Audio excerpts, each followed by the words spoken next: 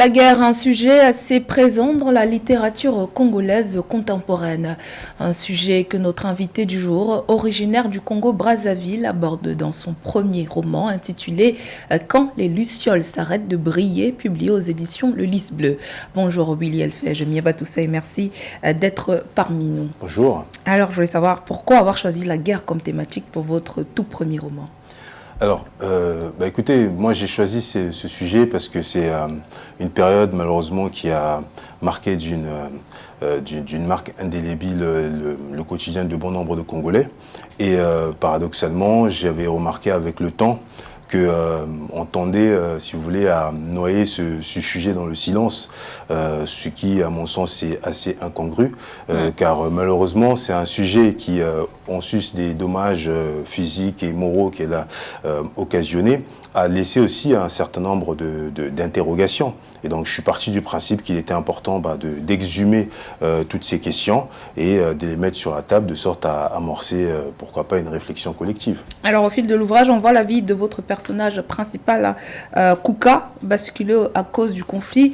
Est-ce qu'on peut dire que ce personnage est inspiré un peu de votre vécu ? Alors, c'est une question lancinante et qui revient souvent, mais je vais vous dire que non, c'est une fiction. Même si d'aucuns disent que dans un premier roman, il y a toujours une part de soi. Mais très honnêtement, je ne saurais pas vous dire jusqu'à quel point nous avons des points de similitude. Alors, dans votre ouvrage, vous mettez un point d'honneur à représenter tous les protagonistes de la guerre, rebelles, ex-rebelles, politiciens. Est-ce que c'était important pour vous, justement, de présenter, on va dire, cette image-là de la société congolaise ? Alors, vous savez, dans la guerre, il y a une chose en fait qui m'interrogeait, parce que le Congo c'est une guerre civile, hein, il faut le rappeler, il n'y a pas de forces exogènes qui ont attaqué le Congo. Et moi j'avais à cœur, si vous voulez, de mettre en lumière tous ces personnages. D'ailleurs, j'en ai interrogé tout le long de la rédaction de ce roman, qui est le fruit de plusieurs années de travail. Donc, j'ai rencontré des protagonistes de toutes parts, pour voir en fait quelles étaient leurs motivations et quels étaient en fait, si vous voulez, les mécanismes qui les ont emmenés à un moment donné à s'entre-déchirer. Et donc, parler de la guerre sans les interviewer, sans les mettre en scène, pour moi, ça me paraissait incongru et ça aurait rendu ce récit, je pense, inconsistant. Alors, vu que vous estimez que c'est un roman historique, hein, quelque part, donc pour vous, c'est vraiment une représentation assez fidèle de la société Oui, alors, congolaise. c'est un roman, si vous voulez, qui a une double vocation. La première, c'est celle de tout roman, hein, c'est de divertir. Donc, j'aborde énormément de choses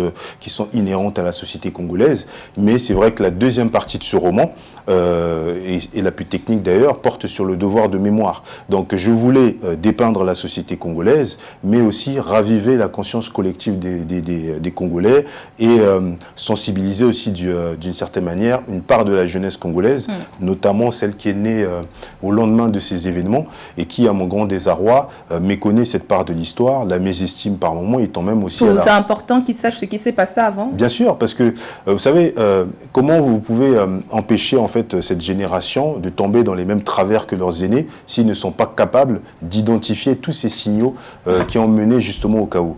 Donc c'est tout, on va dire, le leitmotiv dans la rédaction de ce roman et j'ose espérer avoir atteint mon but. Alors, dans votre roman, vous traitez également d'une question, je trouve, assez intéressante, importante même dans les sociétés africaines, le tribalisme. Un élément, quel est l'état des lieux que vous pouvez faire aujourd'hui concernant ce fléau dans la société congolaise ? Malheureusement, c'est un état de stagnation.